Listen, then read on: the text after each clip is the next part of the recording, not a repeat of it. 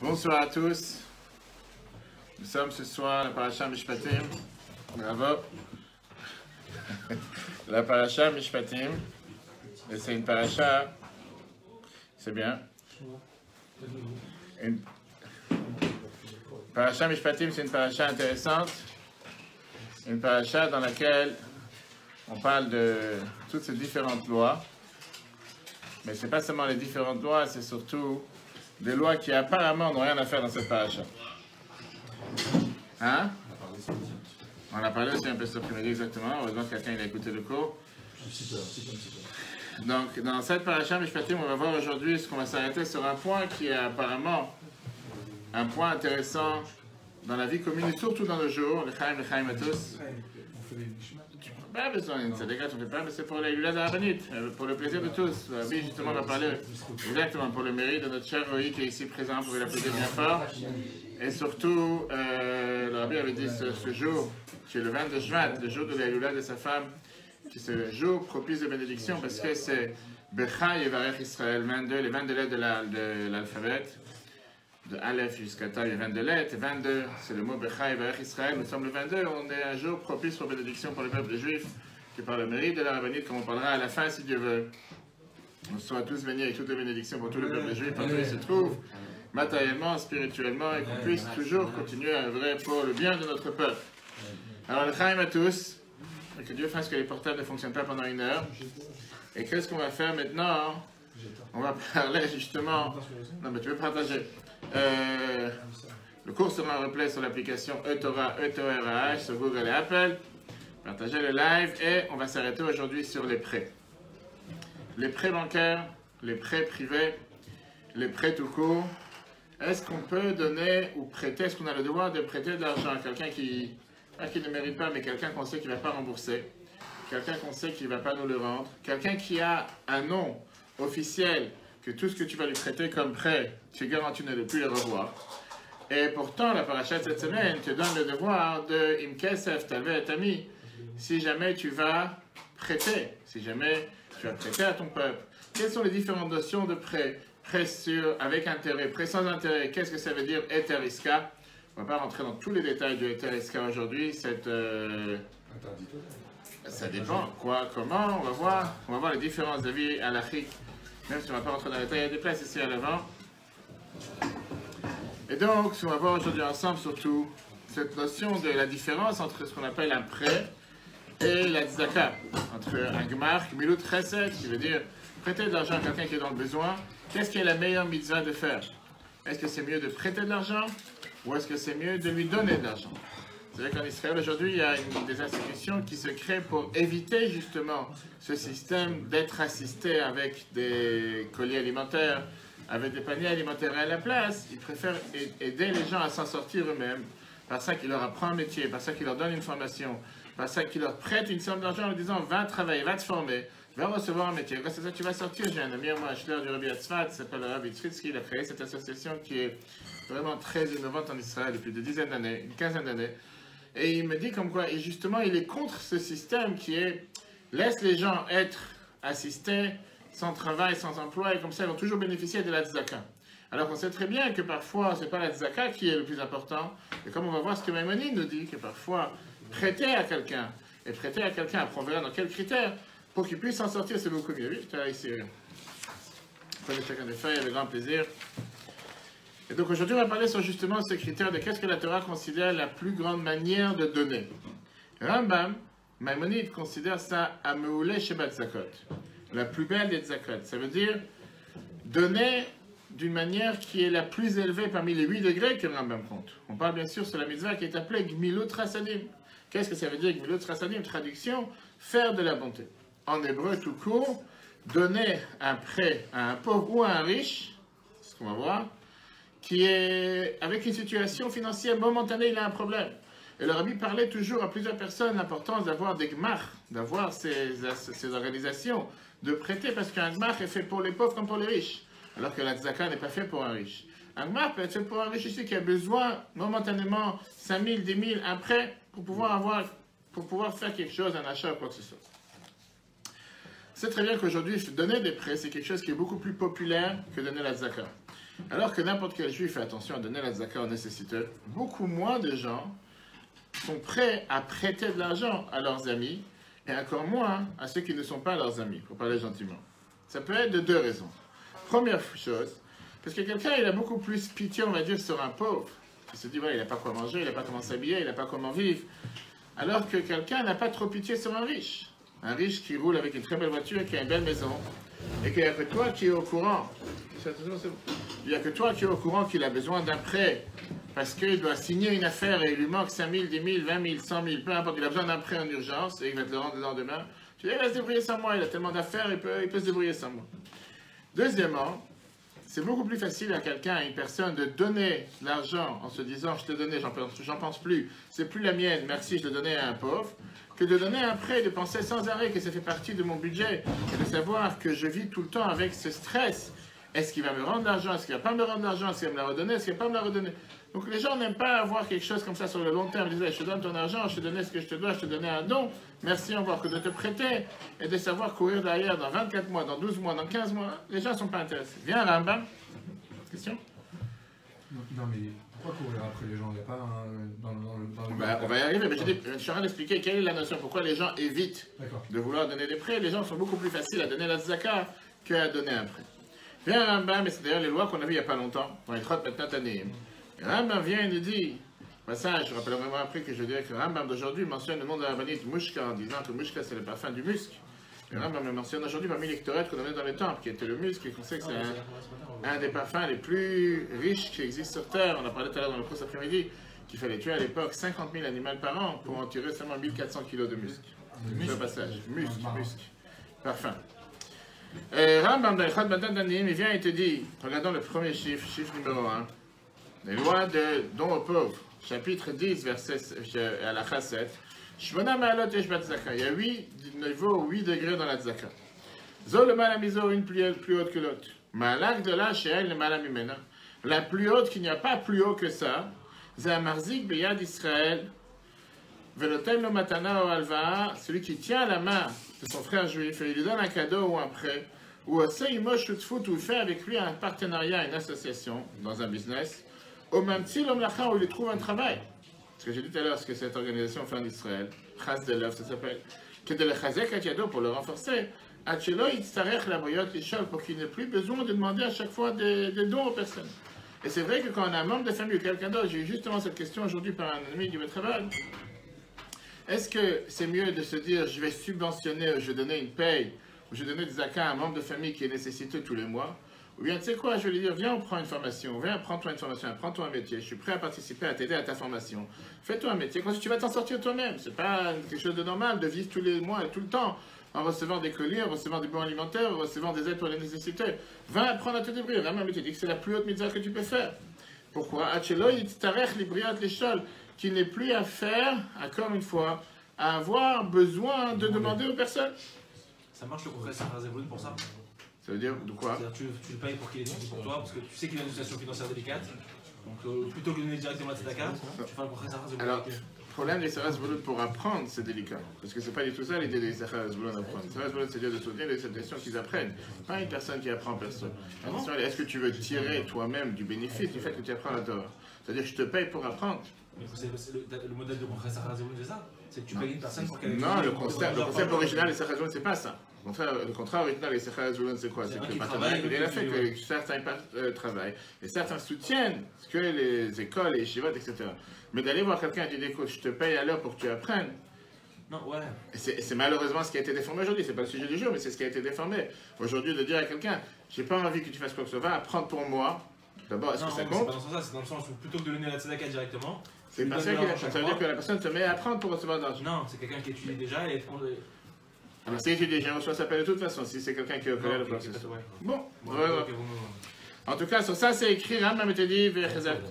Adam, t'as déjà vu ça bosser sur des arbres? Si, oui, c'est certainement à Tchernobyl pendant. Vechazak tabor ger v'toshav achaimach. Rambam te dit que l'omar, ça veut dire, Achazak bo atchelo yipol. Tiens sa main, fais attention qu'il ne tombe pas. Pachot misère. Rambam te dit que le niveau plus bas que ça, c'est un noten zaka l'anim, celui qui donne zaka à un pauvre. D'accord? Maintenant, De la même manière que cette mitzvah, c'est considéré la plus grande mitzvah, le mérite et la récompense pour cette mitzvah est aussi une très grande récompense. Voilà une histoire que l'Agmara nous raconte sur deux sages les plus connus de l'Agmara, Rabba bar Nachmani et Abaye. Rabba bar Nachmani, qui était Rabba, qui était l'oncle d'Abaye, et Abaye lui-même, venait de la famille qui s'appelait la famille de Beth Eli. Et c'était malheureusement une famille qui souffrait d'un défaut génétique grave. Il y a une certaine maladie sur Terre. Quand j'ai pris la formation en Israël le mois dernier, une certaine maladie aujourd'hui qui existe jusqu'à nos jours, qu'on sait très bien que ces enfants ne vont pas vivre plus que 20 ans. Qu'ils vont mourir avant qu'ils atteignent l'âge de 20 ans, et tout le débat à l'Afrique qui existe aujourd'hui, est-ce qu'on a le droit de les avorter dans la naissance en sachant qu'ils ne vont pas vivre longtemps? Certains vont mourir très jeunes, certains peu plus tard. Mais en tout cas, eux, ils avaient ce défaut génétique grave, que toute la famille mourait à l'âge de 18 ans. D'où c'est venu ce problème? On dit qu'il y avait une malédiction, que Dieu a maudit la famille de Eli, le grand prêtre, parce qu'ils n'ont pas fait attention aux gloires, aux cravates qu'il y avait dans le Mishkan, dans le tabernacle, dans le temple mobile. Rabbi et Abaye, ils ont grandi. Ils ont compris quelles sont leurs attentes. Ils se sont dit que certainement ils vont finir leur vie avant 18 ans. Ils ont décidé de faire quelque chose qui va changer les statistiques, et apprenons ensemble le morceau de l'Agmara pour notre cher ami Rosh Hashanah, page 18a. Vous avez des feuilles pour tout le monde? Par cœur. Ok, même pour ceux qui connaissent par cœur. L'Agmara nous dit, Minaïn l'exadin chez la Kadosh Baruch Hu sheyesh imo shvuah. D'où on sait que quand Dieu il décrète quelque chose, avec un serment, Shaïn on dikra, qu'on ne peut pas déchirer ce décret. Mais si Dieu a décrété quelque chose sur le sort d'une personne, c'est quelque chose qui malheureusement devrait se faire. Chez Nehemar, comme c'est écrit, la chen nishbati le Beit Eli, j'ai juré pour la famille de Eli, la maison de Eli. Il mitraper avant de Beit Eli, bezevach ou mincha, si jamais leur faute, leur erreur va se pardonner par ça qui va amener le sacrifice, en deux mots, Dieu il dit, quoi qu'il arrive, j'ai décidé que ça ne va pas être pardonné, ils ne pourront pas réparer leur faute. Amarava, Rava, par Rabba, Rava qui était l'adversaire, celui avec qui il apprenait sans arrêt à Abaye, il vient et dit, peut-être qu'en amenant un sacrifice, c'est pas pardonnable. Avant mitraper la Torah, mais si on apprend la Torah, peut-être que Dieu il va changer le décret. Amar Abaye, Abaye vient et dit, je pense qu'avec sacrifice, ça n'a pas changé. Avant mitraper la Torah, mais en faisant, en prenant la Torah, et gmilut chasadim, on n'a pas parlé de tzedaka, là on pourra changer le décret. Rav Abaye mi Bet Eli baou. L'Agmara termine en te disant, les deux sont venus de la maison de Eli. Shayu metim ad gil, qu'ils avaient l'habitude de mourir avant l'âge de 18 ans. Rava she'asak betalmud Torah, Rava qui apprenait la Torah, il a vécu que 40 ans. Abaye shanim. C'est pas mal par rapport à 18. Abaye she'asak betalmud Torah, bigmilut chasadim, chai shishim shanim. Lui, il a vécu 60 ans. Abaye qui faisait la Torah, et gmilut chasadim, il avait, on va dire, 2 comptes en banque, et grâce à ces 2 comptes, il a vécu 60. Comme notre Rassadim, on plus. Mais notre Rassadim, c'est ce qu'on vient de voir, de partager son argent, d'aider à quelqu'un, de prêter à quelqu'un, d'aider à quelqu'un, de trouver un métier, etc., etc. Donc en 2 mots, si on fait le calcul, 18 x 3 ou 18 x 2, un peu plus que 18 x 2 ou x 3. Un c'était 18, il est passé à 40, un autre c'était 18, il est passé à 60. Et donc c'est pour ça qu'aujourd'hui on va voir dans les détails, puisque c'est la paracha de cette semaine, comme on a vu dans le cours cet après-midi, mais rappelons que cette paracha n'a rien à faire ici. Elle est vraiment hors sujet. Depuis le début du Chumash, on parle le peuple juif en Égypte, les 10 plaies, sorties d'Égypte, on a reçu la Torah la semaine dernière jusqu'à la Sava. La semaine prochaine, on passe à un autre sujet. Chumash jusqu'à la fin, on parle de tout ce qui est le tabernacle, construction du temple, l'immobilier, les habits du Kohen, qui dit ça, c'est le Vaudor, on rajoute encore quelques détails. Qu'est-ce qu'elle vient faire ici, cette paracha? Et surtout, qu'elle vient nous parler des choses qui sont tellement banales, tellement simples, comme on va tout de suite voir, qui n'étaient même pas abordables ou qui n'étaient même pas dans la nécessité des gens qui vivaient à l'époque de savoir toutes ces lois parce qu'ils n'avaient rien de tout ça. C'était comme si tu viens leur dire des lois qui sont par rapport à ce qui va se passer dans 200 ans, qui n'ont rien à voir avec la situation dans laquelle on se trouve aujourd'hui. Ça n'aurait pas été beaucoup plus intéressant de venir leur parler des choses qui leur concernent aujourd'hui. On va voir les lois qu'on a parlé. D'abord, le sujet majeur qu'on voit dans la paracha de cette semaine, si on résume en un mot, c'est l'argent. L'argent, bien sûr, les lois de société. Et on voit par rapport aux lois du prêt, à qui on doit prêter, à qui on ne doit pas prêter. Qu'est-ce que ça veut dire intéressé? Et surtout l'aspect philosophique. Pourquoi vouloir partager de l'argent qui m'appartient avec quelqu'un d'autre? Surtout, comme on l'a dit tout à l'heure, quand j'ai une crainte que peut-être cet argent ne sera pas remboursé. Comme j'ai dit tout à l'heure, si on voit d'abord, avant de rentrer dans les détails de la réponse du sujet de ce soir par rapport au prêt, comment ça se fait que la Torah nous met cette paracha à un moment où apparemment absolument rien à faire avec ce qu'on a vu avant ou après? Alors, un des sujets qu'on a dit tout à l'heure, c'était une lettre que le Rabbi parle en 89, a été fait allusion du fait que Yitro, c'est la 17e paracha, depuis le début de la Torah. Yitro, 17 est chiffre tov, qui veut dire bon, et Mashpatim, c'est la paracha 18. Et la Torah te dit que justement la manière de vivre, comment on vit comme un juif, pas seulement quand tu apprends la Torah et quand tu fais le mitzvot et quand tu pries à la synagogue, mais dans la vie de tous les jours, dans les lois de société, quand tu te comportes comme un être humain, là on sait si tu vis comme un juif ou pas. On l'a dit tout à l'heure, on a reçu la paracha, on a reçu la Torah la semaine dernière, des 10 commandements. À la fin de la paracha, on parle cette semaine sur le jour que le lendemain qu'il a reçu la Torah, les 10 commandements, Moshe est monté au ciel pendant 40 jours, 40 000, il était comme un ange. Et à partir de la prochaine semaine, il va commencer à monter par rapport à tout ce qui se passe avec la construction du temple. Et en plein milieu de ces sujets qui sont des sujets majeurs dans l'histoire du peuple juif, la Torah te parle avec les sujets les plus bas de la vie d'un humain. Tuer son père, frapper son père. Je lisais les premiers versets qu'on a vus. Pas seulement des sujets qui sont des sujets qu'on prie tous les matins, on demande à Dieu de nous sauver de ces sujets. Tous les matins dans la tefila, on demande Shetatzileni hayom uvechol yom me'adam ra mipegara, de me sauver aujourd'hui et tous les jours d'un homme mauvais, d'une mauvaise rencontre, d'une mauvaise personne. Toutes ces souffrances qui nous font à faire appel à un avocat, pas celui qui est présent, et à un avocat qui sont des malheurs et des souffrances de la vie de tous les jours. Par exemple, la Torah te parle de celui qui a frappé son esclave, celui qui a donné des coups à quelqu'un et qui, en train de se battre, bizarrement, une femme enceinte tombe, elle a perdu son enfant. Qu'est-ce qu'il doit payer à cet enfant? Combien de fois dans l'histoire se passe une telle histoire, un tel cas? Pas seulement à l'époque, même aujourd'hui. Deux personnes qui se battent, une femme enceinte se met juste au milieu, s'interpose, et elle perd son enfant parce que deux personnes se sont battues. Combien de fois peut se passer une chose pareille? Il y a eu une fameuse dispute dans le métro, dans la gare, il n'y a pas longtemps, dans l'aéroport, avec deux boxeurs. Je ne pense pas qu'une femme enceinte est partie s'interposer au milieu de rappeurs. Une femme enceinte n'est pas partie s'interposer au milieu pour s'assurer que ça s'arrête. Ou bien, quand tu as mis le feu, tu as allumé un feu chez toi à la maison, tu as fait des grillades, et tout d'un coup, il y a un étincelle qui est parti, qui a mis le feu chez la voisine ou chez les voisins. Ou si ton taureau, il est parti en corneille, le taureau du voisin. Et tout le monde se demande, on a vraiment affaire avec une bande de délinquants, les plus grands délinquants sur Terre. On a affaire quoi avec des voyous de banlieue qui n'ont rien d'autre à faire que se battre du matin jusqu'au soir. À chaque génération. Mais comme on vient de sortir d'Égypte, comme je dis, tu viens de te réveiller, tu viens de sortir du monde, tu viens de recevoir la Torah sur la tête. Et c'est ce qu'on va tout de suite voir. Quand est-ce qu'elle a été dit cette paracha? Est-ce qu'elle a été dit des années plus tard, des mois plus tard, le jour même, le lendemain? C'est ce qu'on va voir, c'est la question que tous les Rishonim, tous les commentateurs viennent cette semaine et te disent quand est-ce que Dieu est venu s'inquiéter de ces problèmes qui sont des problèmes qui concernent personne? Même aujourd'hui, tu apprends cette paracha et tu dis ça ne me concerne pas. À plus forte raison à l'époque.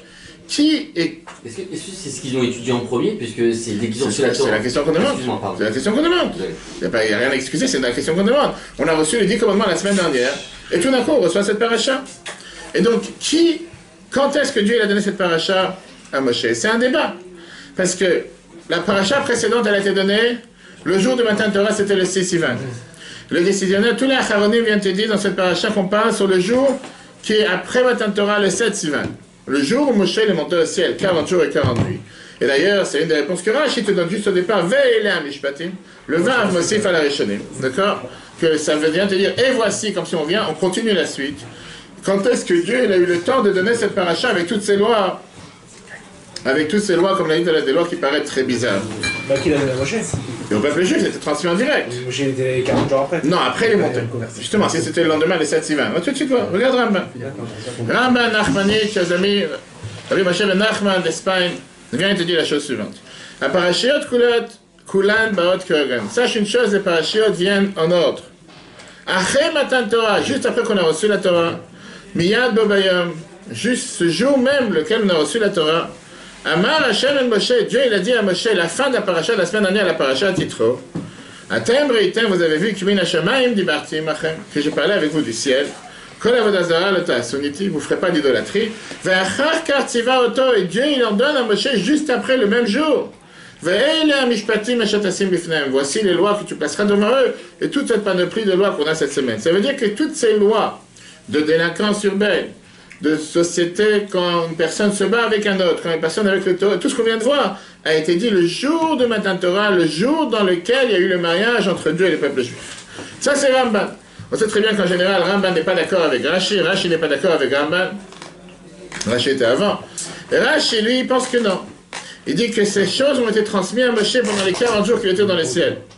En te disant, Rashi, verset 31, chapitre 31, verset 18. Quand il parle du fait que Moshe est descendu après 40 jours avec les Luchot, le 17 Tammuz, il a parlé à Moshe, une fois qu'il a fini de parler avec lui. Ben Sinaï, au mont Sinaï, Shnei Luchot Haedut, les deux tables de la loi. Qu'est-ce que ça veut dire? Rashi te demande, qu'est-ce que ça veut dire que Chaloto le Daber Ito, quand il a fini de parler avec lui, il a fini de parler quoi? Achukim va Mishpatim, Shebein la Mishpatim. Donc pendant les 40 jours que Moshe était dans les ciels, d'après Rashi, c'est là qu'il a reçu toutes ces lois de ce qui se passe dans la paracha de cette semaine. Le Rabbi te dit que d'après ces deux avis, que ce soit d'après Ramban qui te dit que c'était le jour même, le jour où on a reçu la Torah, qu'on reçoit toutes ces lois, et que ce soit d'après Rashi, les deux sont incompréhensibles. Parce que d'après Ramban, le jour du mariage, tu préviens ta femme, ne va pas commencer à sortir avec quelqu'un d'autre, ne va pas commencer à casser mon ordinateur, ne va pas commencer à vider mon compte. Le jour du mariage, je ne vais pas attendre le lendemain. Je ne vais pas attendre que ça passe une période. Le jour où on reçoit les 10 commandements, tu n'as rien d'autre à faire que nous enseigner des lois qui apparemment sont tellement hors sujet, ça n'a rien à voir avec ce que le peuple juif il était à l'époque. Numéro 1. Et d'après Rashi, la question est beaucoup plus dure. Si ça s'est passé 40 jours plus tard, pourquoi tu les mets ici? Cette paracha a leur contexte, mais là ailleurs, elle n'a rien à voir ici. C'est pas comme si tu suis, soi-disant, une autre chronologie. Il n'y a rien de chronologique ici. Quelle est la mission que tu veux faire passer ici? L'explication riche, l'explication énorme qu'on va tout de suite voir. Alors lui a parlé de 189. Il y avait une fois un juif qui est parti mettre des tefilines à la bourse à Ramat Gan, en Israël, avec des diamantaires. Il attend à l'entrée et voit parmi les bureaux, à travers les bureaux, les vitres, les bureaux avec des espaces vitrés. Il voit comment quelqu'un, celui avec qui il veut lui mettre des tefilines, il débat avec des commerçants de diamantaires religieux. Après qu'il sorte, il voit mon ami qui veut lui mettre des tefilines. Il lui dit une phrase suivante. Il lui dit, plus quelqu'un est religieux, plus tu es sûr qu'il va te voler encore plus. Conception de certaines personnes. Ce diamantaire laïque qui parlait avec ces diamantaires religieux. Il y a malheureusement une appréhension, une a priori chez certains juifs religieux, qui est que être religieux, c'est tout ce qui concerne la partie spirituelle de ta vie. Mais dès que ça arrive aux choses matérielles, je peux faire ce que j'ai envie. En disant, l'étude, la tfila, c'est ce qui compte. Mais Dieu ne se mêle pas dans mes affaires. Quand je fais des affaires, je peux être comme le plus grand gangster sur terre, le plus grand voyou sur terre. Malheureusement, que Dieu nous en préserve. En tant qu'aumônier, on en voit, et on en voit malheureusement partout. Et c'est quelque chose qui est tellement contre ce que la Torah nous dit. En disant que tu penses vraiment que Dieu, ça l'intéresse à savoir si j'ai voyagé trop vite et j'ai renversé une personne en train de traverser. Tu penses que Dieu, ça le dérange si une fois j'ai une crise de nerfs et j'ai donné une claque à un employé étranger qui s'occupait de ma grand-mère qui était une femme âgée. Tu penses que quand j'ai roulé à 60 à l'heure au lieu de rouler à 30, j'ai éclaté le miroir de mon voisin et j'ai pas laissé un mot ni mon nom, tu crois que Dieu il est au courant de savoir ce qui se passe ou pas? Tu penses que quand j'ai vu quelqu'un qui voulait se garer à cette place et je suis venu rapidement par derrière, j'ai pris la place et je m'en vais, tu penses que Dieu il s'intéresse à savoir ce qui se passe et que je dois faire ou pas? Et ça, ce sont des choses banales, que Dieu ne fait pas attention à ça. Et Dieu ne se prend pas la tête avec des choses pas. Dieu il fait attention si j'ai du porc sur la table. Fais attention si je me suis marié avec une femme que j'ai pas le droit. Fais attention si qui pour je le mangeais. Ça, c'est les choses qui concernent Dieu. Mais dans la vie commune, dans ce qui se passe dans la vie de tous les jours, Dieu ne se mélange pas dans ces choses-là. De manière plus profonde, ça vient de cette séparation de la religion et de l'État. La religion de Dieu et du monde. Ils te disent, il y a la vie sainte, la vie kadosh, et il y a la vie tout court. Et ils te disent, dans la vie tout court, Dieu ne se trouve pas. Dieu se trouve à la synagogue, il ne se trouve pas à la maison. Laisse-toi tranquille. À la maison, en général, il y a comme un signe stop qui est là à l'avant en disant, jusqu'à là tu peux rentrer, maintenant c'est mon domaine privé. Ça, c'est la nouvelle que le judaïsme vient de faire savoir. La Torah, c'est une Torah d'harmonie, une Torah d'unité. Une Torah dans laquelle il n'y a pas de vie. Une Torah dans laquelle il n'y a pas un coin de la Torah qui n'y a pas de Kedusha. On a parlé longuement de ça, Shabbat, avec Shabbat. Comme quoi, où tu te tournes sur les 613 commandements. Quand tu manges, il y a des mitzvot. Relations conjugales, il y a des mitzvot. Comment s'habiller, il y a des mitzvot. Comment faire quoi que ce soit, il y a des mitzvot. Il y a pas, ça n'existe pas un domaine. Sur les 613 commandements, on a vu ça récemment, la semaine dernière. Je ne sais pas si vous avez vu, j'avais vu sur Facebook ce fameux rêve qu'une personne a raconté que le rabbi lui est venu en rêve récemment. Et le rabbi lui a demandé de commencer à faire les mitzvot de 9 à 13. Et lui a dit, rabbi, je suis étonné parce que jusqu'à présent, on savait qu'il y avait 10 commandements, je ne savais pas qu'il y avait du 9e au 13e commandement. Je ne savais pas qu'ils étaient chiffrés, on sait qu'il y a 613 commandements. Et c'est vrai que quoi que tu fasses, n'importe quel endroit où tu te tournes, il y a quelque chose. On a parlé de ça longuement Shabbat, merveilleux cours qui explique pourquoi Dieu a voulu faire en sorte que dans chaque chose qu'on fasse, il y a toujours les commandements, ça c'était pour Shabbat. Mais en règle générale, un juif se lève le matin, la première des choses qu'il pense, Shiviti Hashem, les nègres du Tamid. Ce qui veut dire, Dieu est face à mes yeux tout le temps. Chez Chabad, en règle générale, on n'écrit pas cette phrase sur le hameau du Chazan, parce que chez le Chassidim, on dit que ça ne doit pas être gravé sur le mur, ça doit être gravé dans ta tête. Il y a beaucoup de gens que pour eux, c'est gravé sur le bois doré, en or, mais il faut être gravé. C'est pour ça que la Torah, contrairement à toutes les autres religions, les mitzvot fondamentales de base, tu réfléchis aux 10 commandements, c'est des mitzvot communes. Pas tuer, pas envier, ne pas commettre l'adultère. Des choses que j'ai pas besoin d'avoir tout ce qui s'est passé avec les 10 commandements pour savoir ce qu'on doit faire. Plus que ça, on voit comment Dieu il a fait en sorte de ne pas te mettre 10 d'un côté et 5 de l'autre. Il a mis 5 et 5. 5 divines, 5 humaines. Il n'y a pas de différence entre les deux, c'est exactement à part égale. Et le plus important, comme on vient de voir, c'est qu'on descend de cette grande émotion qui s'est passée quand on a reçu la Torah, et tout d'un coup on descend terre à terre. Tu ne vas pas taper ton père, tu ne vas pas maudire tes parents, tu ne vas pas frapper une autre personne, tu ne vas pas détruire les champs de ton ami, tu ne vas pas voler l'autre. Vient de descendre du mont Sinaï. C'était des mitzvot qui ne les concernaient même pas à l'époque. Personne n'avait un champ, personne n'avait un taureau, personne n'avait... Ça n'existait pas, toutes ces histoires. Ça montre l'importance de... Ça montre l'importance du rapport que Dieu veut que les hommes aient entre eux. 100%. Tout à fait, c'est la raison pour laquelle cette paracha se trouve là. Tu es en train de voir. Parce que Dieu il veut te dire, ce qu'on a vu une fois, si je passe, la semaine dernière, on a vu par rapport au respect des parents, que quelqu'un qui ne respecte pas ses parents ne respecte pas Dieu.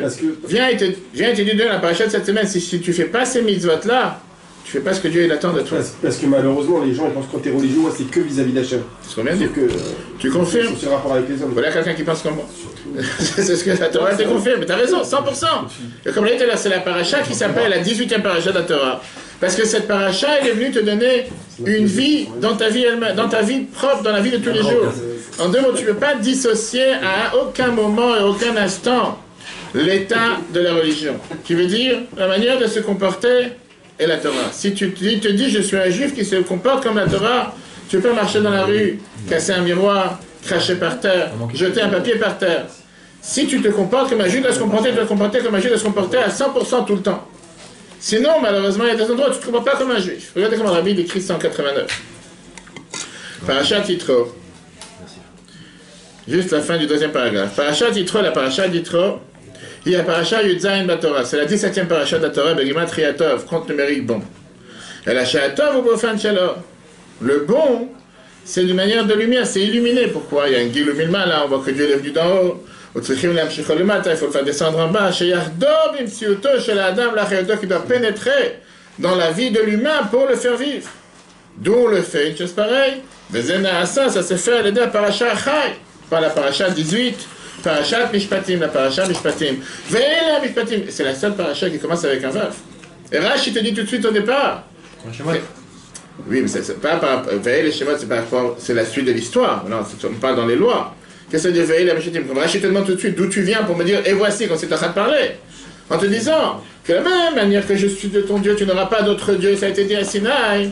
Ne pas taper ton père et ta mère, ne pas maudire tes parents, ne pas frapper un ami, ne pas casser la richesse ou le bien de ton autre, c'est aussi le bon Dieu qui le veut. Et tu ne peux pas dissocier les deux.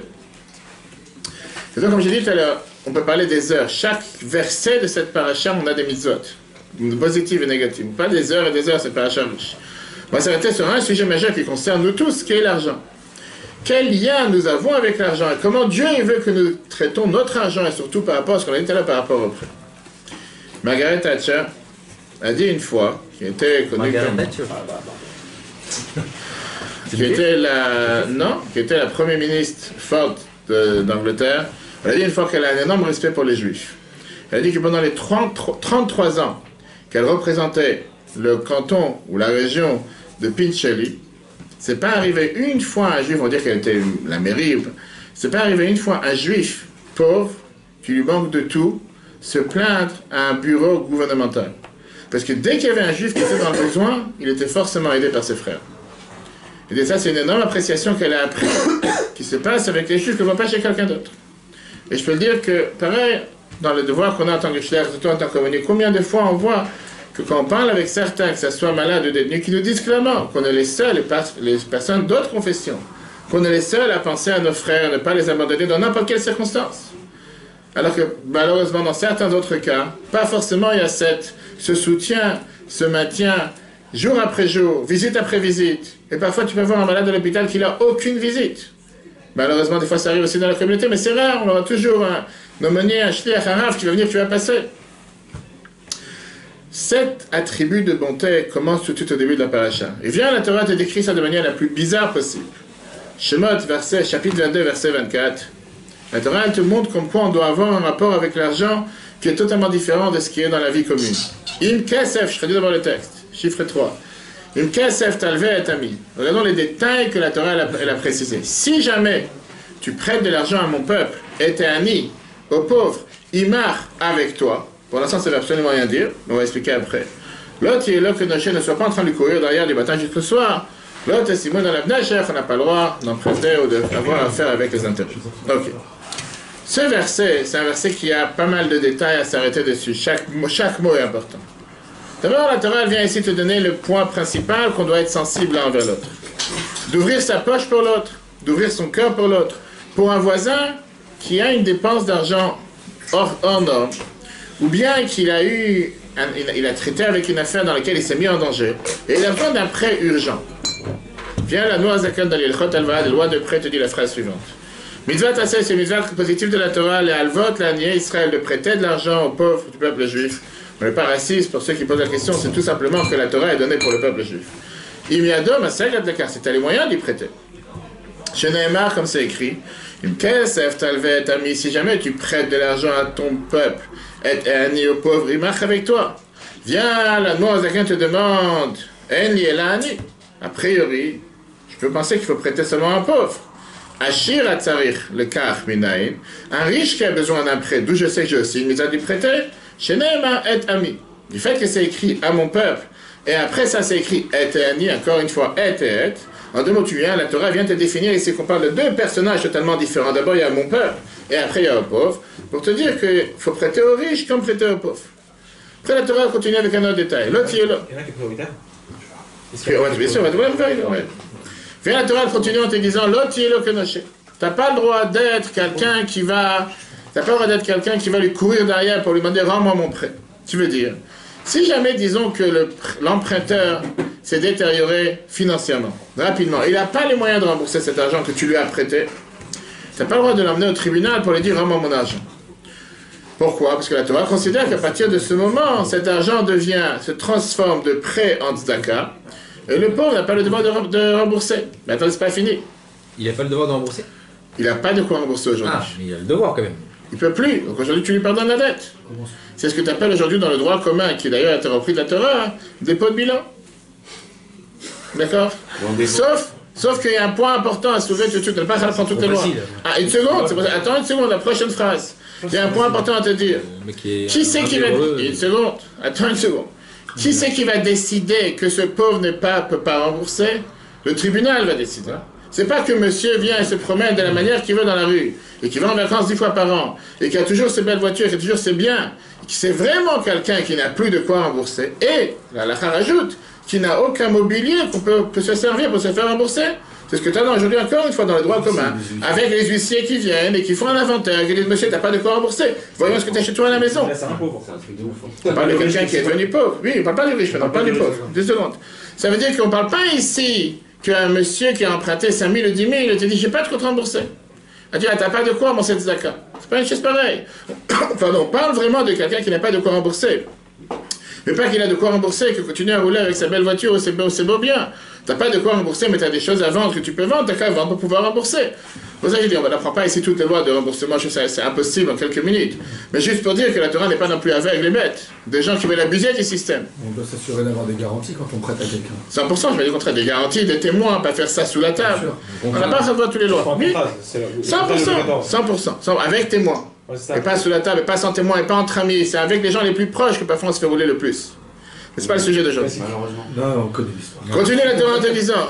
Maintenant, parlons du vrai cas, dans le cas dans lequel la personne vraiment est totalement, on va dire, sec, elle n'a plus aucun centime, elle n'a plus comment rembourser. La Torah te dit, tu n'as pas le droit de lui courir derrière. Plus que ça, la Torah te dit que tu n'as même pas le droit de passer devant lui pour qu'il se sente mal à l'aise et qu'il se dise qu'il a honte, qu'il aurait dû te rembourser, il n'a pas de droit de rembourser.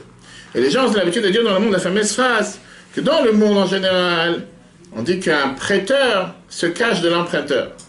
Parce qu'il a peur qu'il va le massacrer, va les prendre quoi que ce soit. Alors que chez les Juifs, c'est l'emprunteur qui se cache de celui qui a prêté. Le prêteur qui se cache de celui qui a emprunté. Par exemple, comme il dit ça, la Sefer Sidim, page 327. Ashrei Maskil Eldal, Teilim, Heureux celui qui est intelligent vers un pauvre, Yomra, Mateo Hachem, le jour d'un malheur, il va s'enfuir, Dieu va le sauver. Lui dit quel rapport entre les deux? Il m'y élevait, Adam l'animaot, si un homme il va prêter de l'argent à un pauvre.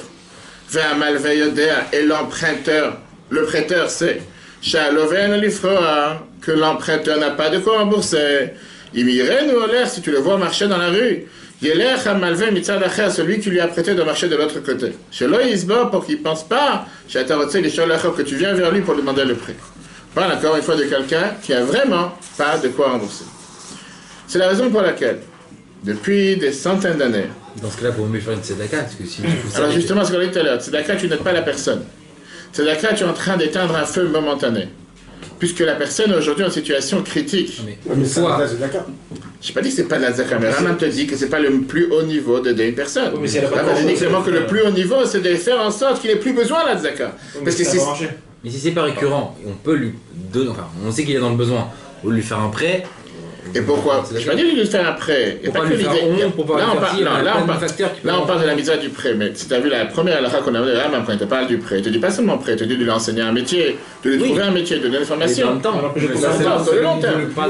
Je n'ai pas dit le contraire, mais comme je te dis, il y a ici de mettre un pansement sur la plaie, il y a de guérir la maladie en profondeur et de chercher la cause de la maladie. En voulant donner des colis tous les semaines, ou en voulant assister à la nécessité tous les semaines, tu l'aides pas à vouloir s'en sortir. Et le devoir le plus élevé, c'est de vouloir s'en sortir. On est dans un état de réaction, on n'est pas dans un état d'action. Je vais dire contraire, c'est pour ça qu'on a vu tout à l'heure que c'est beaucoup plus facile pour les gens de vouloir donner des zakat que de donner un prêt. Parce qu'avec la zakat, je te donnais, merci, au revoir, j'y pense plus. Alors qu'après, c'est toujours vouloir courir derrière, savoir s'il va rembourser, s'il n'y a pas remboursé, etc. Et c'est pour ça que dans beaucoup de communautés juives, on a l'habitude d'avoir ce qu'on appelle un gmar. C'est quoi un gmar? Milot chesed. Pour ceux qui sont dans le besoin, et l'avantage du gmar, c'est que quelqu'un que lui-même ne peut pas donner des prêts importants, il peut contribuer à l'association ou au gmar de la communauté qui existe, de son maaser, et par ça, il fait gagner en méritant de participer à la meilleure zakat qui existe. Regardons ce que la Avatresse a dit pour le Chafetz Chaim, volume 2, chapitre 15. Et le chien Bilchaltam, ceux qui n'ont pas la possibilité là, Sot Gmar, qu'avoir là, de faire un Gmar eux-mêmes, pas tout le monde peut monter une association, une entreprise de Gmar. Ils se rassemblent ensemble, ils vont faire un Gmar collectif. Une boîte de prêts sans intérêt collectif. Et ça, c'est ce qui se passe dans toutes les communautés. Chez Yeshrev Gmar, que tu as une société de Gmar qui m'a presque dans chaque ville. En Israël, c'est connu. Il y en a des centaines par quartier, des centaines par ville. Tu as aujourd'hui des Gmar de poussettes, tu as des Gmar d'habits pour les mariés, tu as des Gmar de frigidaire, tu as des Gmar de chaises, tu as des Gmar de table, tu as des Gmar de tout. C'est les plus grosses sociétés qui marchent. Maintenant, passons au deuxième degré. Qu'est-ce qui se passe? Il y a des vrais de 100%, des poussettes, des lits de bébés, sans heure. En Amérique aussi, c'est très très répandu et ça aide énormément de familles. Qu'est-ce qui se passe aujourd'hui? C'est ce qui se passe, le deuxième point. Tu prêtes à quelqu'un qui s'est empêtré dans une affaire financière et que tu sais clairement, avant de lui prêter, qu'il n'y a pas de remboursement. Tu sais que c'est d'argent en perte. Tu sais que tu as envie de lui prêter, tu as envie de faire une belle mitzvah, mais tu sais qu'il n'y a pas de le rembourser. Passons au niveau plus haut. À plus forte raison, quand tu prêtes à quelqu'un et qu'il a une chazaka, il est connu pour être quelqu'un qui ne rembourse jamais. Tu sais qu'il n'a pas remboursé. Alors quoi ça sert de lui donner? Comme tu dis tout à l'heure, autant lui donner la tzaka. Qu'est-ce que tu lui donner après? Lui donner après pourquoi? Tu sais que tu te fais avoir. Quoi ça sert de lui donner après? Regardons comment la halakha considère les choses. On voit après le texte. Après la halakha, tu n'as aucun devoir de faire ce qu'on appelle gmilut chesed envers une telle personne. Pourquoi? Parce que la Torah te parle, et la Torah elle emploie le mot im kesef talve, on parle ici de prêt. Qu'est-ce que ça veut dire un prêt? Un prêt, par définition, c'est qu'il retourne vers l'emprunteur, vers le prêteur.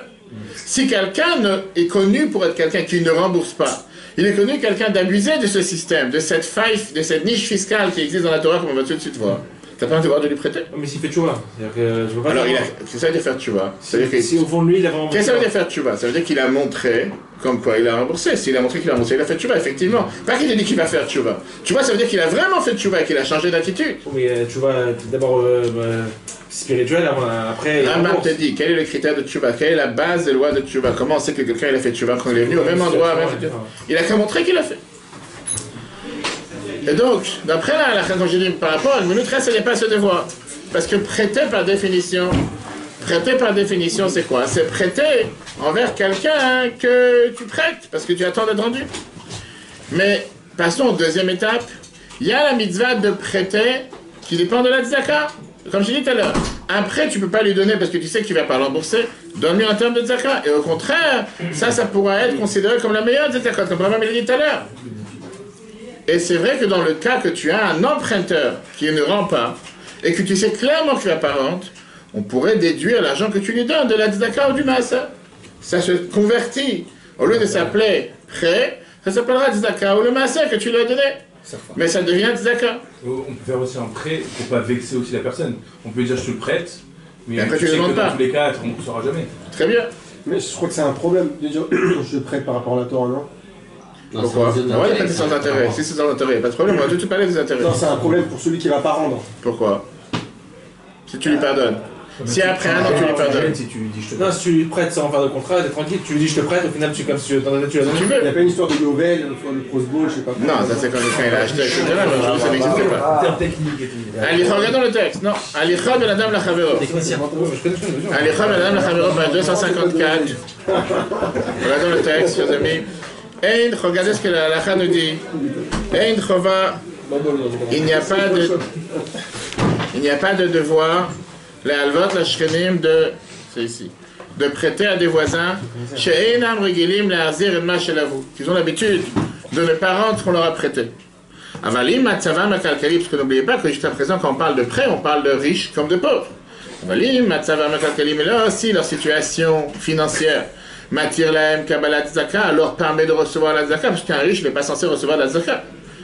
Un riche, on a dit un prêt, pas la zaka. Mais un riche, on a dit qu'alors que le chesed, un prêt, c'est pour un riche comme pour un pauvre. Donc Mais là, c'est pas de la tzaka. très bien. Mais là, justement, là, Parce qu'il est riche que c'est de la tzaka. mais là, si c'est riche, il est connu pour ne jamais rembourser ses prêts qu'on lui On donne. parle toujours dans ce Est-ce que cas-là. tu peux toujours lui donner Non, un mais prêt c'est ou pas pas? pour Donc c'est ce que je suis en train de te dire. D'accord, d'accord. Si leur situation financière leur permet de recevoir la tzaka. Est-ce qu'il y a, excusez-moi, il y a un lien entre juifs et non-juifs? Tout de suite, bien sûr, la Torah te dit c'est pour les juifs. D'accord. D'accord, il faut la Torah donner pour les juifs. Israël n'est pas Il fait n'y a pas pour de les non-juifs aussi? On parle de quoi, prêt tout court, prêt avec intérêt. Prêt ou non? Prêt tout court et tzedaka. La Torah te donne des critères, d'abord ton frère, d'abord le pauvre, d'abord dans ta vie. Il y a certains critères que la Torah donne pas de. Et là, on te dit un exemple. Que quand je n'ai plus le tzak askil zveda, par exemple, tu parles d'un riche peut-être, mais il a tout d'un coup une dépense importante comme mariage d'un enfant. Mais il n'a pas aujourd'hui la somme qu'il faut ramasser pour pouvoir marier un enfant. Il a peut-être de l'argent dans des biens immobiliers, mais il n'a pas d'argent qu'il a besoin pour payer pour le mariage. Ve'ena mesugalim le mamenzot, il ne peut pas financer ce mariage, mais à chaque fois de rentrée courante. Ve'mei la zakaim le kabel zaka, il fait partie parmi ceux qui méritent de recevoir la zaka. Yesh leot merosh, tu peux considérer préalablement et matan alva, lui donner le prêt qui tzaka comme une zaka. Ve'af nitan le archiva, tu as même le droit de la considérer, le khatri, a priori, que maaser, que sa fille, quand tu donnes ton maaser. En deux, ça rentre dans le critère de tzaka. Encore une fois, bien sûr, quand tu parles de quelqu'un qui a la chance et la possibilité de recevoir la zaka. Voilà deux histoires rapides qui sont racontées sur le rabbin de Chabad avec le Gmar. Premièrement, une histoire du Tzemach Tzedek, qui a eu une lumière sur lui, qui a éclairé, on dit, du monde d'Atzlut, un des mondes les plus élevés, où il y a l'émanation de Dieu la plus forte, il a raconté au Maharash, parce qu'il a donné un prêt à son associé, et son associé lui a rendu le prêt. Deuxièmement, une deuxième histoire, on sait que plusieurs jours, le Tzemach Tzedek cherchait à voir le Tadmor Zaken alors qu'il était déjà décédé. Il avait déjà quitté ce monde pour lui demander des explications dans la Torah. Jusqu'à ce qu'un jour, il lui a donné un prêt à un des commerçants qu'il a rencontré dans le marché. Et là, le Tadmor Zaken est venu lui se montrer à lui en lui disant que quand un juif fait une bonté avec son ami, avec un cœur parfait, un cœur entier, toutes les portes du ciel sont ouvertes devant lui. Ça, c'est deux premiers points. Maintenant, on va rentrer dans un autre détail, qu'on voit encore une fois dans la suite de ces versets, que la Torah te dit dans le même verset, dans la filée, l'autre Simon Alan Neshach, qui veut dire, quand tu donnes un prêt, tu dois donner un prêt qui soit les Shem Shamaï, et pas pour faire des intérêts. Quelle est l'idée, rapide, quelle est l'idée derrière le devoir de ne pas donner des intérêts, de ne pas prêter avec des intérêts? L'explication, elle n'est pas expliquée dans la paracha de cette semaine. Elle est expliquée dans la paracha Béa et la paracha Kitetse. Là-bas, la Torah, elle rajoute un point, c'est la réponse à ce que tu viens de dire. Dans le Chumash Dvarim, la Torah, elle te dit, Lotashir lehachicha nashar kesef. Tu n'as pas le droit d'emprunter avec intérêt à ton frère tout ce qui est le prêt d'argent. Lehachicha lotashir, à ton frère, encore une fois, et Rambam te dit, Aribit shehu naaseh ledat shneim ubirtzonam, l'intérêt qui est fait par la volonté des deux et sur la conscience des deux, l'onessa n'a pas été interdit, et la mitzvah d'arva vers chesed, seulement du fait de l'amour et de la bonté, qui chesed verachamim yasei mechaf. Même si nous sommes deux meilleurs amis, et même si nous s'entendons très bien, et même si nous sommes d'accord de payer des intérêts, ça enlève ce fait de vouloir agir envers amour et envers bonté avec l'autre. Tout d'un coup, tout devient un business, tout devient des affaires. Et c'est pour ça que la Torah elle est contre l'idée de vouloir prêter avec intérêt. Parce qu'un juif doit voir dans un autre juif comme son frère. Et quand ton frère te supplie d'avoir un prêt pour acheter du pain et du lait, ou pour ne pas être interdit bancaire parce qu'il ne reste plus rien dans la banque, tu ne vas pas utiliser cette situation en disant « Ah, maintenant tu as besoin de moi, je te prête 500, je te prête 1000, mais à condition qu'il y ait des intérêts. » Voilà, ça c'est après un cas extrême. Mais tu prends quelqu'un qui te demande de l'oseille pour partir en vacances ou une On va y arriver. On va avoir tous les dossiers. On va y arriver. Et c'est important d'expliquer une chose importante. Aujourd'hui, les gens pensent qu'aujourd'hui, prêter avec intérêt, comment ils font les institutions bancaires en Israël. Quand ils font on va tout de suite voir. On va tout de suite voir. Non. Ils passent par des goïnes. On va tout de suite voir. Attendez, on va tout de suite voir. On va pas voir toute la halakha, mais quelques-unes on va voir. L'interdiction d'en prêter avec intérêt, aujourd'hui, n'a pas changé.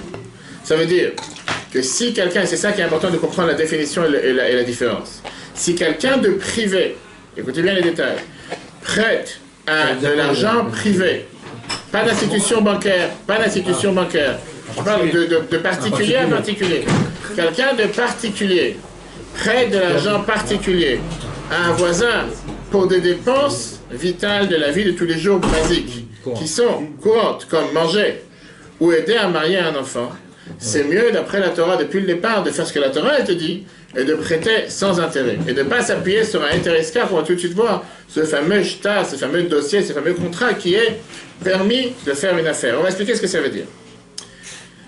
Dans le monde de ce qui est appelé aujourd'hui le monde de la finance, quelle est cette permission qui a été faite avec le intérêt escarpe? C'est pas que la Torah elle a changé comme les gens disent, ces religieux sont tellement forts qu'ils trouvent toujours une faille au système. Comme avec la vente du Hametz, c'est comme avec beaucoup d'autres choses, comme la minuterie de Shabbat, et comme la plaque de Shabbat, et comme la lumière de Shabbat, et comme le thermos de Shabbat, et comme à savoir, ils ont toujours quelque chose à trouver pour s'arranger. D'accord? Ce qu'il faut comprendre, c'est que la Torah n'a pas changé. C'est le monde financier qui a changé. Le monde des prêts ont changé. Le monde financier aujourd'hui n'est pas du tout le même de ce qu'il était au départ quand on a reçu la Torah. Et voyons, comprenons ensemble ce soir, je ne donne pas vraiment, je sais pas combien de temps on a pour expliquer en quelques points intéressants, on va quand même expliquer, qui est, quelle est la différence entre cette interdiction qui est écrite claire dans la Torah, sans, il n'y a pas ici à tourner en rond, l'interdiction elle est là, et avec ce qui se passe aujourd'hui dans la vie réelle. Si moi aujourd'hui j'ai un ami qui me demande de lui prêter de l'argent pour acheter une voiture, est-ce que je peux lui prêter avec intérêt? Si je suis une société financière, une société de crédit, est-ce que je dois lui prêter avec intérêt? Qu'est-ce qui se passait à l'époque et qu'est-ce qui se passe aujourd'hui? À l'époque, quelqu'un faisait du commerce avec l'argent cash qu'il avait dans la main. Il n'y avait pas les cartes bancaires. Et d'ailleurs, aujourd'hui, beaucoup conseillent que ça serait bien de se débarrasser des cartes bancaires, de vivre avec ce que tu as. Pas vivre à crédit, pas vivre sur l'intérêt. Quelqu'un, il a hérité de son père 100 000 €. Avec ça, il achetait et vendait et c'est ce qu'il avait à faire. Dans les centaines de dernières années, il y a eu une nouvelle situation. Il y a eu ces institutions financières qui sont commencées à se lever, que ce soit des banques ou des agences de crédit, que tout leur but, pourquoi ils existent, c'est pour pouvoir prêter à des affaires, à des sociétés. Et d'ailleurs, en règle générale, ils ne prêtent pas au privé. Ceux qui prêtent au privé, c'est des montants vraiment bas de bas. 200, 300, 1000, 3000. Mais en règle générale, quand tu veux emprunter pour quoi que ce soit, il faut avoir une SCI, il faut avoir une SARL, il faut avoir quoi que ce soit. Quand tu veux monter des montants, je parle des montants importants. Et aujourd'hui, on peut dire que tout le monde des finances tourne autour de prêts. Il n'y a pas une action financière qui est faite aujourd'hui sur le monde, je parle à grande échelle, des échelles importantes, qui est faite sans prêt. Viens les décisionnaires et t'ont montré. Question? Et aussi, je peux demander, est-ce que la Torah précise la proportion dans laquelle tu dois aider ton prochain ou pas? Proportion, c'est-à-dire combien il faut donner de zakat, etc. Est-ce que c'est pour s'acheter, je sais pas, juste des courses ou payer le loyer ou c'est pour... Ouais, tout de suite, là on parle maintenant des prêts. Tu parles par rapport à la zakat ou par rapport à un prêt? Pas par rapport à la zakat, par rapport à l'utilisation que tu fais en fait du prêt. Tout de suite, tout de suite. Viens les poskim, viens les décisionnaires te disent aujourd'hui que puisque les prêts, ça c'est le terme de définition d'intérêt, tout le monde peut voir sur Wikipédia, c'est très bien fait. Que puisque le terme de prêt, c'est un prêt qui va pour des affaires, la logique dit que quand je rends l'argent au prêteur, je lui rends une partie des gains que j'ai fait grâce à cette affaire. Et donc le gain revient comment au prêteur? Par l'intérêt qu'il a pris sur le prêt. C'est comme si la personne qui m'a prêté fait partie de mes affaires. Une seconde, on va voir comment ça se décrit. T'as pas fini, une seconde. Ça, c'est l'idée. On n'a pas fini. On va parler de ça. Une seconde. Ça, c'est l'idée de l'Etereska, qui veut dire que la moitié du prêt est considéré comme un partenariat dans les affaires entre le prêteur et l'emprunteur, et une partie des gains retourne à l'emprunteur en termes d'intérêt. Ça, c'est exactement la configuration qu'on a fait avec le Etereska. Je prête Viens, on finit. Qu'est-ce qui se passe dans le cas, justement, que quelqu'un n'a pas gagné? Ça, c'est dans le cas où quelqu'un il a pris l'argent et il a réussi à faire une affaire, il a réussi à faire ce qu'il pouvait, et automatiquement, il y a des gains, et ces gains, on peut dire que ça revient en termes d'intérêt à l'autre. Dans le cas que ça ne s'est pas passé, est-ce qu'il doit payer les intérêts? Rendre la partie du partenariat qu'il a pris ou pas? Et pour enlever cette idée, justement, pour enlever cette faille qui peut parfois causer que les gens ne vont pas vouloir prêter, c'est pour ça que dans les Iska qu'on fait, il y a tellement de détails qui rentrent, pour éviter que le prêteur fasse tout ce qu'il peut pour ne pas vouloir rendre. Parce qu'il n'y a pas que des truands du côté de l'emprunteur. Il y a malheureusement des fois des truands du côté du prêteur qui dit j'ai pas gagné, j'ai rien gagné. Et à ce moment-là, les emprunteurs vont se retrouver à emprunter à perte. Par exemple, à l'époque, on avait l'habitude de lui demander de jurer qu'il fait tout ce qu'il peut pour réussir dans les affaires. Ou d'amener des témoins à chaque étape de l'affaire, qu'il a tout fait pour réussir. Et quand les choses sont possibles, ou quand les choses sont... Il ne peut pas s'empêcher de rembourser ce qu'il a emprunté. Pourquoi? Pour la simple raison que ça, c'est le deal qu'on est en train de faire. On est en train de faire qu'on fait un deal, que moi, je dois recevoir ma part dans tes affaires, que tu gagnes ou que tu perdes. Parce que si c'est seulement quand tu gagnes, beaucoup de gens vont dire, j'arrête de prêter, on ne peut plus vivre comme ça. C'est pas fini. Prenons un cas précis. Quelqu'un, il demande un prêt pour acheter une maison. Pour payer, comment on appelle ça, pour payer un prêt bancaire. La valeur de la maison va monter. La valeur de la maison, la personne, elle va gagner. Et donc, la banque prend des intérêts en termes de partenariat sur les gains de la maison. Je te parle maintenant comment la Torah te décrit. Qu'est-ce qui se passe maintenant avec les intérêts bancaires journaliers? Du fait que ces intérêts dans lesquels il n'y a pas de gain. C'est juste que la banque te prend des intérêts parce que tu as, comment on appelle ça, tu as acheté quelque chose et tu n'as pas remboursé, ou avec la carte bancaire tu as dépassé un certain taux, ou tu n'as pas remboursé. Aujourd'hui, tu peux dépenser sur une carte 1000, 2000, 3000 et tu rembourses un montant minimum sur ta carte. Et pour ça, la banque te prend 11%, 10%, 7%. C'est intéressant, enfin. Il y a des poskim, il y a des décisionnaires qui se disent, est-ce que dans cette situation-là, je parle par des banques en Israël ou des banques en Amérique qui sont gérées par des juifs, est-ce qu'on peut utiliser le Etereska? Beaucoup permettent d'utiliser le Etereska, ces fameux contrats, pour deux raisons. Parce que quand est-ce que la Torah a interdit de pouvoir emprunter avec intérêt ou de prendre des intérêts? C'est quand on parle de personnes particulières, entre le riche de la ville, avec tous les voisins mesquins qui sont autour de lui. La Torah ne parle pas du tout d'une société de finance, une société financière qui vient et qui est tout son but d'exister, c'est pour pouvoir donner et prêter des prêts financiers. Numéro 1. Une autre permission qui est amenée, c'est qu'en règle générale, n'importe quel prêt que tu vas prêter à qui que ce soit, il y aura un gain par derrière. Que ce soit acheter une voiture, parce que par ça qu'il va acheter une voiture, il va pouvoir aller au travail, ou que ce soit acheter un téléphone, parce que par ça qu'il va acheter un téléphone, il va pouvoir travailler. Donc tôt ou tard, il y a différentes manières qu'on peut s'en sortir, et qu'on peut justifier le fait de vouloir avoir prêté avec intérêt. Mais le problème, c'est pas ça, c'est que les banques prêtent de l'argent qui n'est pas de l'aide pour faire de l'argent. Ça n'a plus rien à voir avec l'esprit de la de base. D'accord. À la base, tu as de l'argent, jamais tu envoies de l'argent, tu le prêtes, tu as des conditions. Mais là, c'est pas leur argent. Mais la banque, c'est pas son argent, c'est l'argent particulier que l'argent. Très bien, mais on n'est pas pour ça. Elle aurait pu en faire si autre tu chose. veux, mais au final, une seconde. L'argent, une seconde, C'est la banque, c'est pas son argent. Donc elle gagne de l'argent pour rien. Toi, tu passes des fonds, t'es pas rémunéré pour ça. Mais si c'est son argent. une seconde. La banque, elle a bien fait de l'argent avec ses intérêts qu'elle a fait depuis 50 ans. Je suis d'accord. Et ses intérêts, elle les a fait de manière autorisée. Mais non, parce que c'est de l'argent que nous on place. Nous on place de l'argent, la banque elle Je suis utilise. d'accord, mais encore une fois, elle a fait des intérêts sur les derniers 50 ans, sur tous ces types d'intérêts qu'elle a fait en prêtant de l'argent à tous ces gens-là. Tous ces intérêts qu'elle a fait en 50 ans, c'est son fonds à elle, c'est le fonds de la banque. Regardez encore un autre point de détail. Mais ces fonds propres ils sont à quoi? 50 millions, 100 millions? Comment elle prête? Elle a pas des milliards. Mais c'est une roue qui tourne. C'est une roue qui n'arrête pas de tourner. Plus elle prête, plus elle fait des intérêts, plus elle fait des intérêts, plus elle a comment prêter. Plus elle a comment prêter, plus elle fait des intérêts. J'ai Paul qui veut 50 000 euros Oui, pour faire une affaire. oui, Paul, ou Avec Jean-Pierre. d'accord, D'accord, je vais prendre 50 000 euros pour faire une affaire qui va lui rapporter de l'argent, voire le double. d'accord. Je peux lui demander des intérêts? Mais là, c'est une Tu association. parles de quelqu'un de privé, on a dit que quelqu'un de privé, de particulier à particulier, vous méritez. De particulier à particulier, vous méritez. On parle maintenant de société à société. Mais regardons trois avis, je vous ai amené trois avis halachiques qui existent par rapport au problème d'aujourd'hui. Un problème difficile qui existe aujourd'hui dans la société moderne. On a dit qu'aujourd'hui, prêt, c'est un prêt qui est tout à fait quelque chose de normal. On sait très bien qu'il y a pas mal d'avis sur le sujet, c'est pour ça qu'on n'est pas à prendre toutes les lois de prêt avec intérêt ou pas.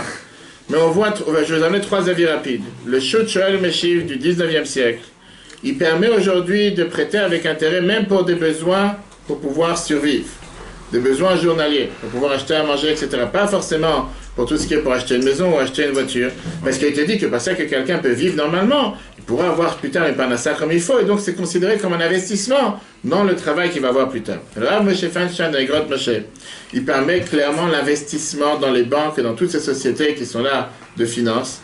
Même d'après cet avis qui permet, il te dit clairement qu'on n'a pas le droit d'emprunter avec intérêt d'une banque pour une personne particulière si ça ne fait pas partie du système et du contrat qu'on a dit tout à l'heure, que la banque devient partenaire dans ce que tu as emprunté. La réalité, elle est que quand tu prends un prêt en France aujourd'hui pour ta maison appartient à la banque tout le temps que tu n'as pas remboursé le prêt.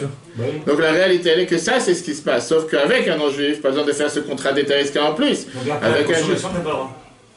Elle n'est pas associée avec toi, non, après quoi, Alors ça dépend, pour la deuxième avis, non. Pour la première avis, oui. C'est deux avis différents. On a vu deux avis différents. Tu as un troisième avis, le Rav Shlomo de Rebach, que lui, il n'est pas d'accord avec le Rav Moshe Feinstein.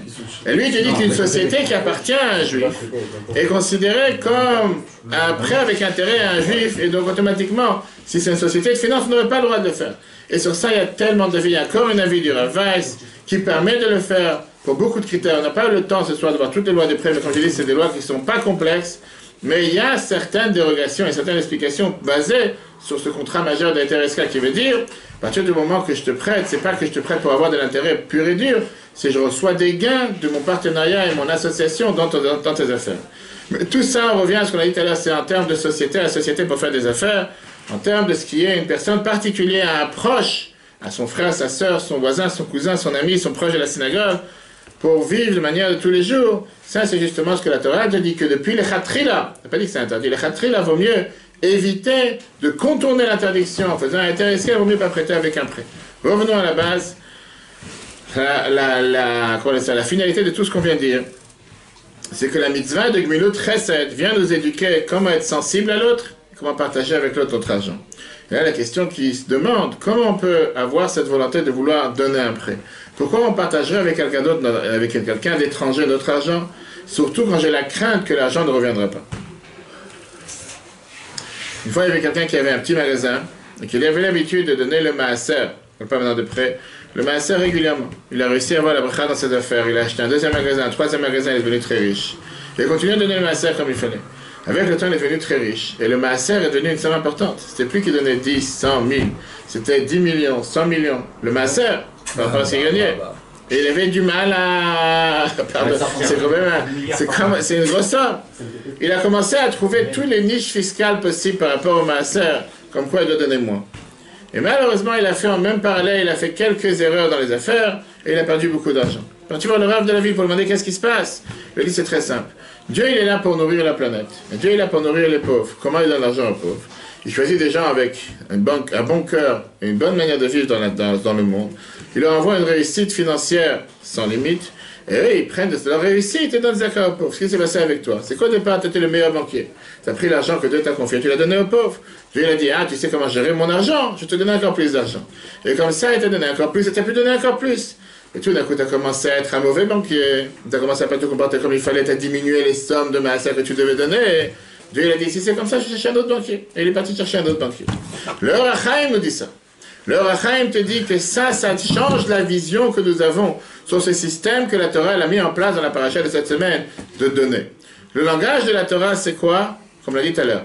Im kesef, je vais faire attention au mot. Im kesef talvé et ami, si tu prêtes de l'argent à mon peuple, virgule, et t'es ami aux pauvres, il marche avec toi. Qu'est-ce qu'il fait ici ce mot avec toi? Viens le Ohr HaChaim et te dit la phrase suivante. La conception juive de donner est la suivante. Si tu as de l'argent libre pour prêter à un autre, sache que le pauvre il est avec toi. Qui veut dire, cet argent appartient au pauvre qui se trouve en vérité dans sa poche, mais c'est pour le pauvre. Dieu te donne plus pour que tu puisses partager au pauvre. C'est pour ça que la Torah te dit après l'autre, il est Kenoshe, qui ne veut pas seulement dire de ne pas lui courir derrière sans arrêt, mais ne sois pas là en train d'être plus orgueilleux que lui. Le regarder avec un œil d'en haut en lui disant, tu sais quoi, grâce à moi je t'ai fait survivre, grâce à moi je t'ai donné. Puisqu'au final tu lui as donné ce qui lui appartient, tu étais le banquier de Dieu pour lui donner.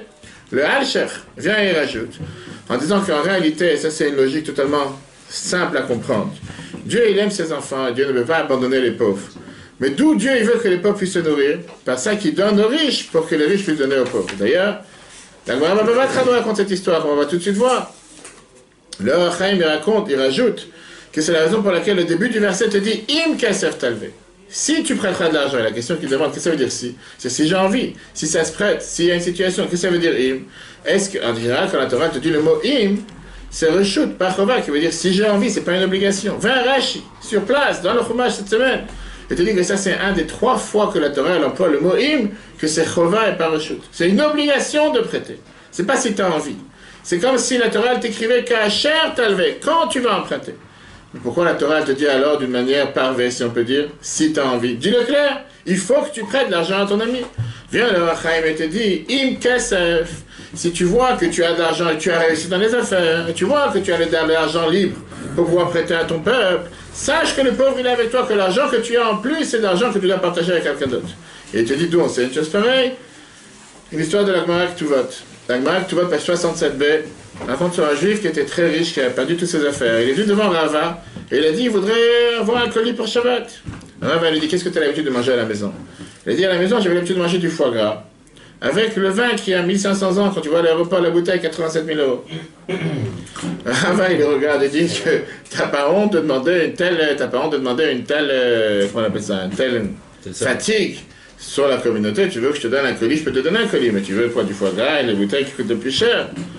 Et la personne, elle a dit, je ne suis pas là en train de profiter des autres. C'est l'argent que Dieu m'a attribué, qu'au lieu de la donner à moi directement, il l'a donné à quelqu'un d'autre. Au moment où il termine de parler, la Gemara te raconte, la sœur de Rava, elle rentre, et ça fait 13 ans qu'elle n'a pas vu son frère. Elle lui amène le plus beau cadeau sur terre, elle lui amène du foie gras et une bouteille de 15 ans. Exactement au moment où il termine cette discussion, la sœur de Rava rentre. Rava, il a compris de ça, la Gemara termine, que le riche, il n'était pas en train de donner aux pauvres de son argent, mais il était en train de transmettre le colis que Dieu a fait passer à travers le riche. Viens le Rachaim, regardons le chiffre 5. Viens le 5, il n'est pas là le 5, on va mettre. Oui, dans le 4 ici, c'est une erreur. 5, 4. Im kesef talvet ami. Le Rachaim, il vient te dire, qu'est-ce que ça veut dire si tu prêtes de l'argent à mon peuple? Pirush imbraïta, si tu vois, shaya lecha kesef, que tu as de l'argent, yeter el ma shatatayich la atzmecha, plus que qu'est-ce que tu as besoin pour toi. Ve'ata malver l'ami, tu prêtes à mon peuple. Da lecha sache she'en ze chelek shelcha, c'est pas le tien, c'est pas ta partie. Et la chelek acherim she'u ani imar, c'est ce qui appartient aux autres qui est chez toi dans ta poche. Ve'ulai remez, il dit peut-être qu'il y a une allusion, gamken. Shelo yitnaseh ve'gadel alani, ne sois pas orgueilleux et plus élevé que le pauvre. Biroto, quand il voit qu'il que toi tu es en train de donner comme si c'est moi, grâce à moi tu peux survivre. Vous Ambro, c'est ce que la Torah te dit, ça paracha de cette semaine. L'autre ne sois pas plus élevé que lui. Qui Michel et Ani ou Noten, la seule chose que tu lui donnes ce qui t'appartient. Alors la question que la Gemara demande, pourquoi Dieu a fait un tel système? Pourquoi Dieu voulait faire un système que ce qui appartient aux pauvres passe à travers les riches? Pourquoi il ne peut pas donner aux pauvres directement? Et ça, c'est la fameuse question que la Gemara Baba Batra, page 10b, demande. Sha'at Moskrouf Fossaracha, cet empereur romain, demandait à Rabbi Akiva. Si Dieu, il aime les pauvres, pourquoi Dieu ne veut pas leur donner à manger, leur donner la parnassas directement? Il a besoin de faire un système banquier. Amarlo, il lui a dit que grâce aux pauvres, nous allons être sauvés du digne de l'enfer, du digne du Guénom. Qu'est-ce que ça veut dire? Tu vas te dire, tu ne veux pas une faveur à un pauvre et si on lui donne quoi que ce soit. Tu fais une faveur aux riches. Pourquoi? Pour te donner le goût de vouloir partager et d'être sauvé toi-même du Guénom. Quel Guénom? Pas l'enfer dans le ciel qui n'existe ou qui n'existe pas. Personne n'est jamais revenu de l'enfer. L'enfer dans ce monde. Le fait d'être étranglé dans ce cocon d'égoïsme, de dire, ce qui est à moi est à moi, et ce qui est à toi. La Torah est tellement contre. Le Rabbi rajoute à ça un point tellement merveilleux. Sur le Rachaim. En te disant que contrairement à toutes les religions, contrairement à toutes les langues, tzedaka, dans toutes les langues, c'est traduit par charité, en anglais, charity, ne pas confondre avec charity. La tzedaka est appelée en termes de bonté. Qu'est-ce que ça veut dire charité? C'est de la bonté. Ça veut dire si j'ai envie, pourquoi pas? Alors qu'en hébreu, tzedaka, la traduction exacte, c'est tzedek, qui veut dire la justice. C'est la justice morale, c'est la justice naturelle. C'est pas ici une expression de miséricorde ou de bonté envers l'autre. C'est pas du chesed. C'est ça qui veut dire la justice que je suis envers l'autre. Quelle est la justice? C'est ce que le Chaim te dit. Quand le riche donne aux pauvres, il lui donne ce qui est à lui depuis le départ. Il n'est pas en train de donner. Je t'ai fait une faveur, je t'ai fait quelque chose de... Je t'ai donné ce qui t'appartient à toi, j'ai rien fait de spécial. Dieu a donné en sorte à un riche, à confier à un riche. D'ailleurs, au passage, d'Agmara nous dit que Rabbi Mechabed Hashirim, Rabbi Yehuda, donnait de la gloire, donnait de l'honneur aux riches. Alors, il parlait de ça à chaque fois avec des gens qui venaient de rencontrer. Pourquoi l'Agmara te dit que Rabbi Yehuda donnait de la gloire aux riches? Pourquoi cette distinction? Et la réponse, Rabbi l'a expliqué plusieurs fois, c'est que si Dieu a confié à certaines personnes la confiance en eux, en les considérant ses banquiers, nous on a le devoir de les respecter. Parce que la preuve est que Dieu a décidé que telle personne soit son banquier, pas telle personne soit son banquier. Alors comme on avait dit ça dans le dernier paragraphe. Dans d'autres lettres, dans toutes les autres langues, Mechanim et Tzedaka Beshem Chesed. Quand on parle de la tzedaka, ça s'appelle chesed, bonté. En anglais, charity. En français, charité, la même chose. Veillez Israël, alors que le peuple juif, Adavar Nikra Beshem Tzedaka, c'est appelé tzedaka, milachon tzedek, de terme justice. Afdel ben shita milim, la différence entre les deux mots est très simple. Chesed, quand je te parle de bonté, metzayen she'en magia la mekabel davar. Ça veut dire que l'autre, on lui doit rien. Veillez anoten, celui qui donne, ou tov lev, il a un bon cœur, shenoten bechazdo, qui lui donne parce qu'il a pitié sur lui. Quand tu parles de tzedek, quand tu parles de justice, puis l'explication elle est qu'il est obligé de donner à l'autre. Il sait qu'il n'est pas en train de donner de lui-même. Et la Kadosh Baruch Hu Natano Takesef, c'est Dieu qui lui a donné l'argent. Que puis qu'il donne comme un gage, que de chez pour qu'il donne à l'autre. Ça c'est la différence. Terminons avec une merveilleuse histoire. Le Rav Rothenberg, parti des Chassidim de Gur Amnebrak, dans les années 57-58, il habitait devant le cimetière à New York. Il était proche de Rabbi. Une fois, il a entendu un juif qui s'appelait Yankel Lipsker, dans le fabricant de Rabbi, qu'il avait un épicier sur l'oncle, aujourd'hui ça n'existe plus parce qu'il y a un nouveau bâtiment dessus, qui est parti dire le Chaim au Rabbi. Et il demande une bracha pour son ami qui a des problèmes de parnassa. Le Rabbi réfléchit et dit à voix haute la phrase suivante, il avait toujours le micro en face. Le Rabbi, quand il voulait que les gens n'entendent pas, il mettait sa main sur le micro. Et quand il répondait devant le micro, c'est-à-dire, les gens ils savaient très bien que ce n'est pas juste pour lui, c'est que pour nous aussi on entend. Le Rabbi lui dit comme ça, ce que lui il a besoin, il a déjà. Le problème c'est qu'il prête et il ne rembourse pas ce qu'il prête. Ton ami. Qui prête sur lui de rembourser les anciens prêts, de ne plus emprunter, et à ce moment-là il va recevoir de Dieu directement. Voilà la phrase que le Rabbi lui a dit. Lui, bien sûr, il a découvert quelque chose sur son ami. Il pensait que son ami lui dit, tu vas voir le Rabbi, demandera pour la parnassa. Ce juif Rothenberg, il entend cet échange. Il était tellement émotionné, il s'est dit, qu'est-ce qu'il a pas ici? Il s'est dit, moi aussi j'ai cette habitude, cette mauvaise habitude de vouloir toujours emprunter. Pas forcément je rembourse, au final les gens qui m'empruntent, ils disent, bon, puisque tu n'as pas vraiment remboursé, ce serait la tzaka. Je dis juste comme on en a parlé du côté du prêteur, mais l'emprunteur non plus n'a pas besoin d'être joué le jeu et dire, de toute façon, il va me pardonner, ça non. Tu as devoir aussi de chercher à rembourser. Il a décidé sur le moment, ce juif Rothenberg, Chassid Go, à partir d'aujourd'hui, je ne prends plus aucun prêt. Je vis avec ce que j'ai, je ne prends plus de prêt. Quoi qu'il arrive, si j'ai besoin de quelque chose, Dieu va se soucier pour moi. Je rembourse ce que je devais ou pas? Apparemment, certainement. Ouais.